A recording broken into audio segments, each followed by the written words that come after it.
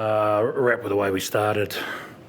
We got 10-0 up and we had possession down there again, and then we showed an enormous amount of character to defend for the next probably 20-odd minutes, at times down to 14, and so sort of great examples are a really important defensive scrum where we won a penalty, Marika getting across and a try saver. So that was really important. And then we started the second half well again. I think next 20 we probably dominated, and then as you'd expect from South Africa, they came back and asked a lot of questions late. So we're happy with the result. We're well aware of the challenge of next week and backing that up, which we haven't done this year. Was there a key message that you felt got across this week as opposed to the last one? Maybe I slips that question, but I don't know. Look, we certainly had a good chat. An honest and brutal type of review, and we got a response. We got the response we expected, and it's a proud group, and we know we're a lot better than that performance. But it's what happens. When we're in Argentina, we weren't clinical enough, and we left a lot of tries out in the park, and then we didn't deal with the ball in the air. Whereas today, we were clinical, and I thought we looked after or diffused that aerial battle really well. James, was there a difference in the feeling with the messages leading into it? It helps always when you win the open kick-off as well, but anything different? I wouldn't say different. I think it all came off the back of a really honest review. It was a tough tour in Argentina. There was a lot going on, and at the end of the day, we didn't play our best rugby. So I think naturally the boys wanted to respond well, and playing in front of our home fans was a crucial part to that. We've been saying we want to start well probably all year, haven't we, for the first 5 tests, and we haven't done it. So today it was rewarding to start the game well. But in terms of messages, I think we just wanted to play well in front of our fans, and I think the key for us now is to back that up. And when you guys say like a brutal review, what was more brutal about that review than past ones? I think it was just pure honesty. Without diving too deep into it, it was a performance we weren't proud of, and that's what it came down to. And that's what makes me so proud of the boys today is how we responded to that. And Ren said it. It's when you were going to respond, it's about being consistent now. James, what does an effort like Marika's, like when he runs across 40 metres and pulls off that kind of tackle do for the team? I mean, sort of got around him. Can you actually really feel the lift? Oh, massive! He's a big part of our team. He's a real character, and the boys really love playing with him. He's probably the hardest trainer I've ever seen, and some of the stuff he does on the footy field is just phenomenal. So, one thing I know about Marika, he's going to put his body on the line, not only for his teammates but for his country and for the jersey. So, he's a player we all enjoy having in the squad for sure. Picks us up. Can you just comment on Noah and Fraser in particular, and how they've taken their opportunity today playing against South Africa for the first time, and how they've come on this season? We're really happy for Noah. As we see going into the game, he's played a lot of big footies. He's played multiple tests against New Zealand and England and France, and we had confidence that he'd do the job, and I thought he was excellent. And likewise with Fraser, he's really grabbed his opportunity on the back of, good work done in front of him too. So, hell of an effort for a young 7 to get a double today, and he got his hand on a bit of pill post tackle, and so it was a good performance from both those men. Is it too early to talk about Noah's kind of immediate future? Are you looking forward to next week, the coming weeks? Do you think maybe showing that kind of loyalty on the back of that? We talk about earning the right to wear the jersey, and so he did that today. What do you think was different about his game today? We played a big chunk of the game without the ball, you know, in that first half. So, but our ability to you know, react and be clinical when it counted. So you look at the Mauritius try just after half time. You know, Noah's understanding of it's actually on to play rather than slow the ball down and try and go around the edge. And so yeah, look, he's a confident kid. We talked a lot about playing flatter and playing on top of the defensive line and some smart kicking options. And so, you know, it's good to see that from him today. He was talking afterwards about how he wasn't happy with his England series. Do you get that sense from him as well, that he feels he's got that game to make still? Yeah, I think he wasn't very happy with the way he played in the third test in particular. So, but that's good. You know, we want everyone striving to be as good as they can be, and he's setting high standards for himself. You've had a change with defensive coach and coaching ranks in general. Did you see an impact from that today? Is it something you noticed in that? Yeah, look, I think Tatsi's been with us for the last 2.5 years. He's a hell of a coach and a bloody good man. And Laurie comes in. He's experienced and knows a lot of the boys, and so it's been great to get his energy in. And I think the biggest difference for me from the last game was our ability to deal with the ball in the air and our ability to turn pressure into points. I thought we were far more clinical than our last outing. Sorry, I was going to say, Dave, you talk a lot about earning respect day by day. Performance like this, you know, in a market which hasn't seen the Wallabies in maybe say 2 decades, how big is it to just kind of continuing that process in your mind?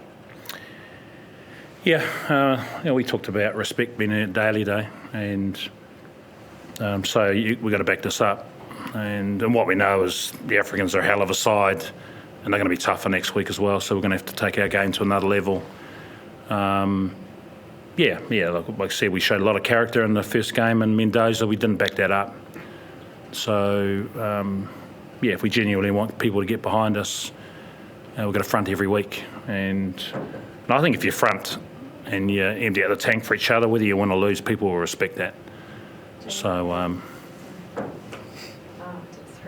Oregon. With the penalty count, and also conceding those 2 late tries, you know, it could have been quite an emphatic scoreline.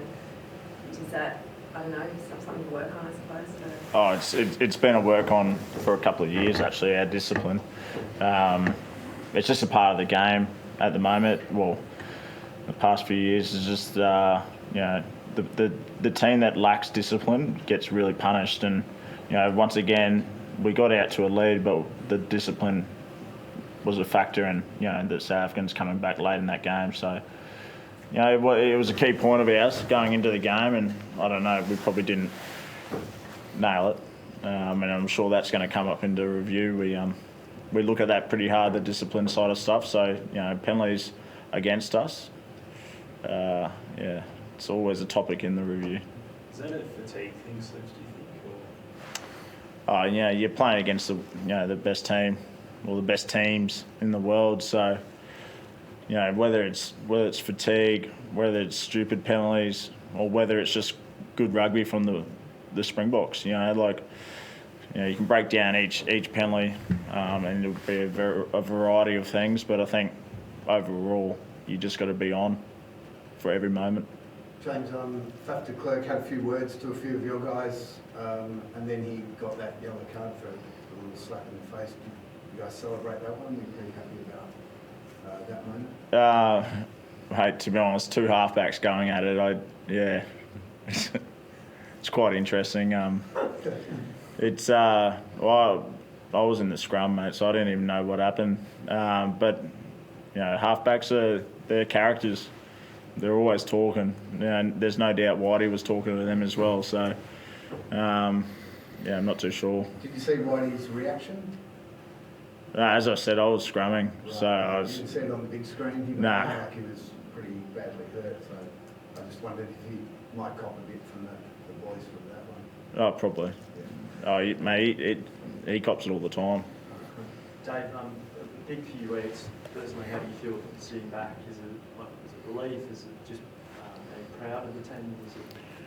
Oh, incredibly proud, but you know his next job, we'll celebrate it. And but over a couple of quiet ones, as opposed to thinking we've nailed everything now.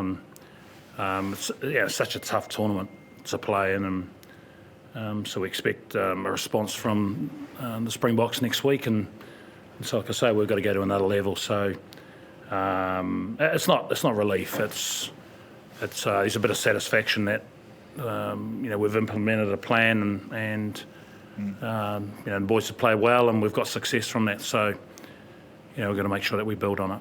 Just from the psychology of it, it's like they haven't lost it to the Springboks in Australia since 2013. James, like you've probably been a part of most of them. Is there a reason? Like, is there not a fear that you might have against an England or a New Zealand when they come here to play? In all honesty, I don't know how to answer that question because I don't know what the answer is. I just think our styles of playing rugby, there's two teams out there playing different styles, and the short-term history is favoured for us, but we've got to back that up. As Ren said, they're going to come out firing next week, so that the history, it's still yet to be written. And given Sydney is going to be a sellout, I think. And it's seldom does the Wallabies win Sydney. So how important is that? Thanks for that, mate. What's that? Thanks for that. You're But- doom and gloom. But it must be pretty important to kind of go, no, we're going to make a statement right now and then shut people up up. Yeah. I mean, I don't care about history and whether we've won lots of games in Brisbane and haven't won in Sydney, because we had a great record at Brisbane for a long time. We lost this year, So I just think it's irrelevant as to where we play. It's our mindset and our ability to put on the park what we need to win tough test matches. So next week will be no different. James, can you just Last talk couple of about things, guys.